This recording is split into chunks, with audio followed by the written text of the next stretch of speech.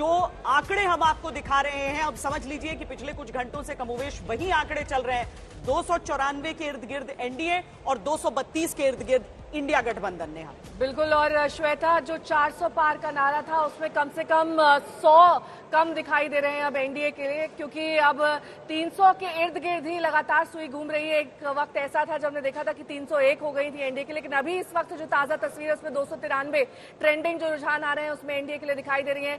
लेकिन सबसे महत्वपूर्ण बात कि बीजेपी के लिए अपने अकेले दम पर इस वक्त बहुमत नहीं दिखाई दे रहा है। 239 सीटें इस वक्त ट्रेंड में दिखाई दे रही है, जबकि बहुमत के लिए 272 सीटें चाहिए होती है। वही इनके तमाम सहयोगी दल के बीच इस वक्त भी एक तरीके से आप कहें जिस समय भी डिस्कशन चल रहा था श्वेता, तो यही था कि क्या जेडीयू इस पार या उस पार, क्या वो एनडीए के साथ रहेंगे या फिर इंडिया गठबंधन अब नया ठिकाना जेडीयू का हो सकता है। क्योंकि नीतीश कुमार अब से एक दिन पहले ही दिल्ली में मौजूद थे। घनश्याम तिवारी हमारे साथ इस वक्त जुड़ गए हैं, तमाम बातचीत इनसे करेंगे और साथ ही अन्य खास मेहमान भी हमारे साथ जुड़े हुए हैं। घनश्याम जी, बहुत बहुत स्वागत है आपका।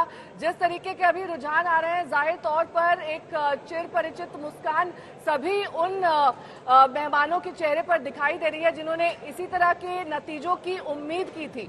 बीजेपी से परे हटकर जो भी दल के मेहमान यहाँ पर जुड़ रहे हैं।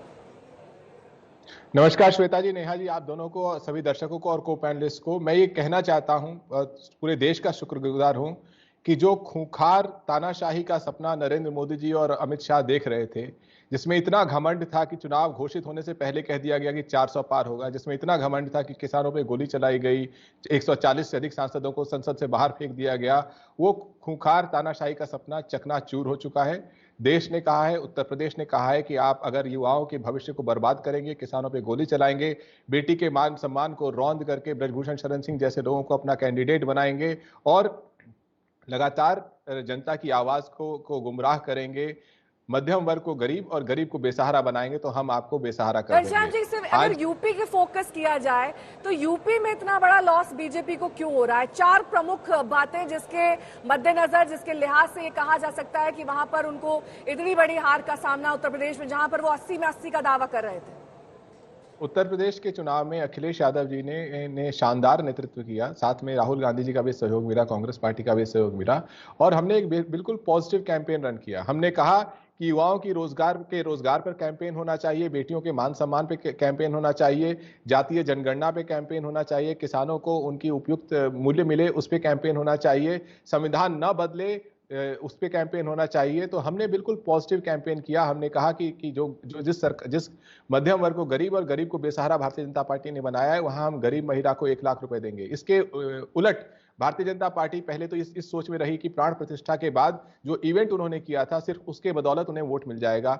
ये गरीबों पे बुलडोजर चलाते रहे, जुल्म ढाते रहे और दूसरी तरफ जब इन्हें समझ में आया कि इनकी ताकत कम हो रही, जनता इनके साथ इन पे भरोसा छोड़ चुकी है, तो इन्होंने कैंपेन को नफरत से भर दिया। प्रधानमंत्री ने स्वयं चुनाव को मीट, मछली, मटन, मुस्लिम लीग करते करते उन्हें चुनाव मुजरा लगने लगा। तो उत्तर प्रदेश ने बताया है कि देश मानता है कि चुनाव मुजरा नहीं है।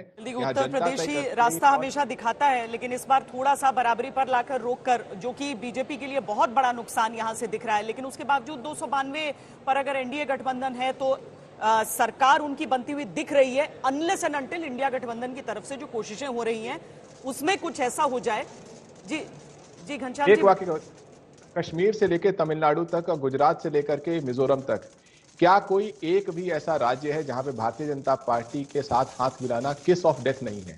अगर आप सहयोगी दल हैं, भारतीय जनता पार्टी के साथ हाथ मिलाते हैं, जैसा उन्होंने महाराष्ट्र में अपने सबसे पुराने सहयोगी दल के साथ किया, आपका सिंबल ले लेंगे, आपका नेतृत्व ले लेंगे, आपका मजाक उड़ाएंगे, आपको जेल में डाल देंगे। हालांकि बिहार में तो काम कर ही गया है, बिहार में जेडीयू भी अपना अच्छा, बीजेपी ने अच्छा नहीं किया लेकिन जेडीयू एलजेपी ने अच्छा कर दिया। पर हेगड़े जी हैं हमारे साथ, शिवसेना शिंदे गुट के। तय करते हैं कि किस दिन वो हेगड़े जी ये समझाइए, कृष्णा हेगड़े जी ये समझाइए कि क्या हो गया? महाराष्ट्र से बड़ी उम्मीदें भी थी पूरे एनडीए गठबंधन को, लेकिन लग रहा है कि शायद ये पार्टियों का बीचों बीच टूटना जनता को उस रूप में पसंद आया नहीं। देखिए, घनश्याम जी तो अभी बहुत बड़े प्रवचन दे रहे थे कि क्या हो रहा था, क्या नहीं हो रहा था। लेकिन मैं उनको याद दिलाना चाहता हूँ कि नरेंद्र मोदी जी के कार्यकाल में अच्छा काम जो हुआ है, make in India, made in India, welfare schemes जो थे, और आर्टिकल 370, राम मंदिर, सब हुआ है। और जो अंतिम वर्ग में जो व्यक्ति खड़ा है उसको फायदा पहुंचा है, इससे वो कतरा नहीं सकते। दूसरी बात है कि उन्होंने कहा कि शिवसेना को तोड़ा। अरे भाई घनश्याम जी, 2019 में शिवसेना और बीजेपी साथ में ही लड़ी थी, हिंदुत्व के नाम पे लड़ी थी, बाला साहब को आइडियोलॉजी मान के लड़ी थी, नरेंद्र मोदी जी को नेता मानकर लड़ी थी। और उद्धव जी छोड़ के चले गए, हम नहीं छोड़ के चले गए। और अगर हम हिंदुत्व के लिए साथ में हैं तो हमारी थोड़ी गलती है इसमें। उद्धव जी को नहीं छोड़ना चाहिए था बीजेपी का साथ। तीसरी बात यह है कि अभी वो कह रहे हैं कि जैसे आपने कहा महाराष्ट्र में, हाँ बिल्कुल, हमको थोड़ा नुकसान तो हुआ है, लेकिन हमने सीट भी कम लड़ी है। हमने सिर्फ 15 सीट लड़ी है, हमको लगभग 5 या 6 अभी तक सीट मिले हैं। और दूसरी बात यह है कि उद्धव जी ने भी 22 सीट लड़े हैं, उनको 10 ही सीट मिले हैं। ऐसा नहीं कि उन्होंने बहुत बड़ा तीर मारा है। चौथी बात यह है कि आने वाले दिनों में भी हम आत्मचिंतन करेंगे, लोगों के बीच में जाएंगे, जो अच्छा काम लोगों के लिए करना है, किसानों के लिए करना है, महिला वर्ग के लिए करना है, युवाओं के लिए करने का, लेकिन ये सरकार जनता करेगी। कितना समझ पाई है, यही बात है ना हेगड़े जी। देखिए 292 आप लोगों को मिल जरूर गया है, लेकिन चूंकि बीजेपी के पास उतनी सीटें नहीं है, राजीव रंजन जी, जेडीयू की भूमिका उतनी ही अहम हो जाती है।